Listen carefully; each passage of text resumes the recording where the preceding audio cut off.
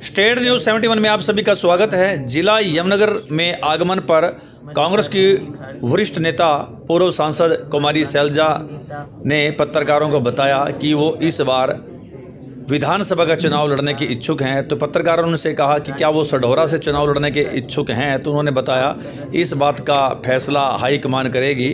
फिलहाल पहले लोकसभा के चुनाव हैं, यानी कहीं ना कहीं उनके मन में है कि वो सढौरा से भी चुनाव लड़ सकती हैं, हाईकमान अगर निर्देश दे। तो आइए उनके द्वारा पत्रकारों से जो बातचीत की गई उनको सुनते हैं। चुनाव है, क्या लगाया जा रहा है कि आप सढौरा से विधानसभा चुनाव जो लड़ेंगे? सढौरा में तो हमारी एमएलए हैं, लेकिन मैंने ये ज़रूर कहा उससे पहले लोकसभा चुनाव है, वो फैसला हमारी हाईकमान करेगी और उसके बाद विधानसभा चुनाव है।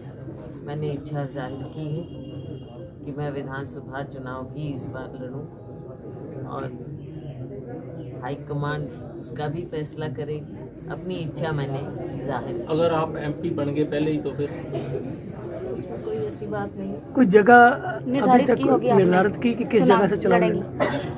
अभी ऐसा कुछ नहीं है, कई जगह हैं, कहीं भी जहां भी पार्टी फैसला करेगी वहां से चुनाव लड़ेंगे। भाजपा के एक इन दोनों बयान आ रहा है कि चुनावों के दौरान जो है शराबबंदी की जाएगी हरियाणा में। यहाँ पर शराब का जो हाल किया है और अभी भी जो एक कांड हुआ हमारे ही यहाँ, ये भारतीय जनता पार्टी जज्बा का टोटल फेलियर। प्रशासन किस तरह से नाकाम रहा, किस तरह से उनके नाक के नीचे इतना कुछ होता रहा। अब इन चीज़ों को देखते हुए आगे की जब वो बात करते हैं कि चुनाव में ऐसा हो, तो इसका मतलब कहीं ना कहीं ये अपने नाकामियों को मान रहे हैं। हमने तो तब भी कहा, जब आपको याद होगा कोरोना के समय में भी इन्होंने बाकी सब कुछ बंद किया लेकिन शराब फिर भी खुली रखी। तो इनकी दोगली नीति की ये बात। एक कांग्रेस नेता भी हैं जो इस मामले में जेल गए। मैंने पहले ही कहा, चाहे कोई कांग्रेस हो चाहे कोई कुछ हो, ये इसका कोई मतलब नहीं है कि वो कांग्रेस का है या किसी और का है तो वो इसमें फ्री हो जाए या इसमें वो इनोसेंट रहे। जो गलत है उसकी कोई पार्टी नहीं देखनी चाहिए, उसका कुछ नहीं देखना चाहिए। जो गलत काम है उसको सख्त से सख्त। तब शराबबंदी को लेकर, शराबबंदी की जो बात आ रही है सामने, तो उसको लेकर क्या कहना है? शराबबंदी का हमारा हरियाणा का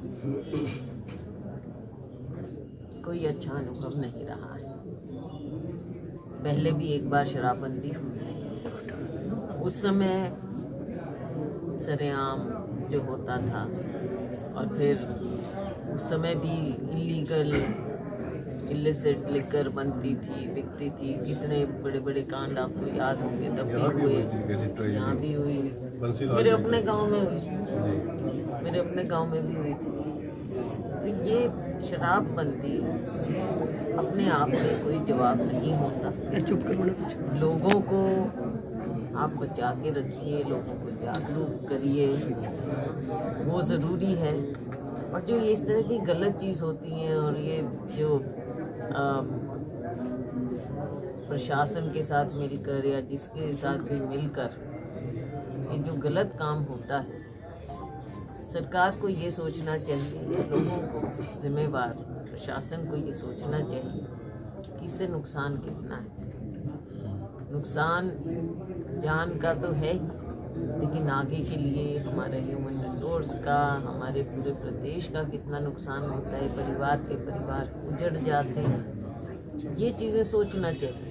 हमने तो कहा है कि इस कांड की भी जुडिशियल इंक्वायरी होनी चाहिए, मुआवजा मिलना चाहिए। मुआवजा वसूल भी करो भाई, जो जिन्होंने ऐसे कमाई की है, गलत कमाई की, उनसे वसूल भी करना चाहिए। सरकार ने 3 लाख और 5 लाख रुपए मुआवजे का ऐलान किया, क्या ये नाकाफी है?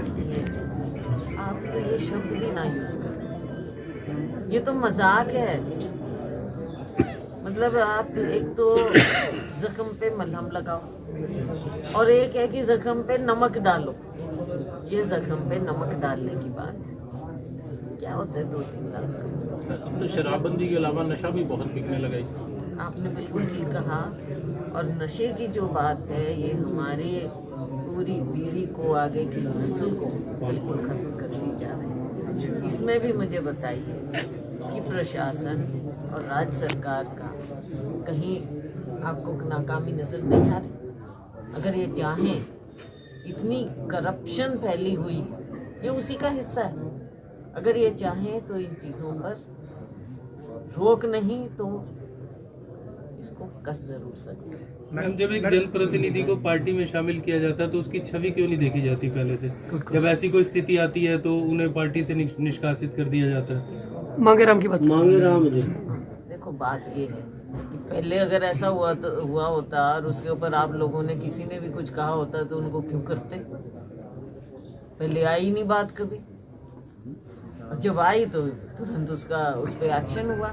और ये कभी कोई नहीं कह सकता कि पार्टी ने उसको प्रोटेक्शन दी हो ऐसे कामों में। सरकार इनकी 9 साल से कभी गलत काम हो रहा है तो कोई ये कह के कि भैया कांग्रेस का है तो उसको बचाया गया है, तो ये गलत धारणा है।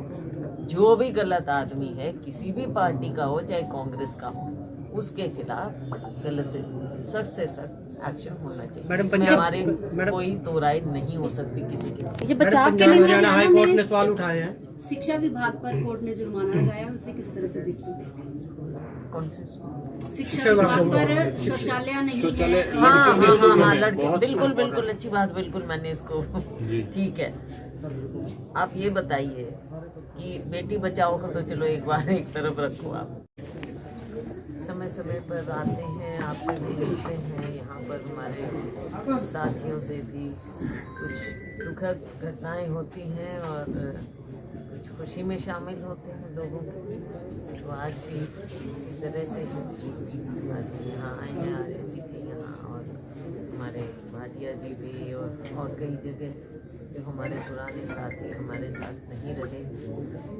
कई बार मेरी मजबूरियाँ होती हैं कि मैं समय पर नहीं पहुँच पाती, लेकिन आगे पीछे आकर साथियों का, परिवारों का समाचार पूछना, कांग्रेस के स्तंभ रहे हैं हमारे साथियों का, और फिर अपना क्षेत्र, अपने लोग, सबके बीच में आना जाना, और यहाँ के जो हमारी समस्याएं हैं उनके बारे में कई तरह की बातें होती हैं। अपने क्षेत्र में आना जाना लगातार बना रहता है। आज की राजनीतिक स्थिति की ओर हम नज़र डालें, देश में विदेश में 5 राज्यों के चुनाव हुए और हम नतीजों के इंतज़ार में हैं। 3 तारीख को गिनती होगी। उससे पहले तेलंगाना के मतदान थोड़ा तेज आवाज में। हमें पूरा विश्वास है कि देश के हालात को देखते हुए बेहतर बनाने के लिए लोगों की नज़र कांग्रेस पार्टी की ओर है। और इन 5 राज्यों के चुनावों में भी आपने देखा कि विकल्प के रूप में कांग्रेस पार्टी ही आगे है। लोगों का विश्वास, लोगों का भरोसा कांग्रेस पार्टी पर है। राहुल जी की पदयात्रा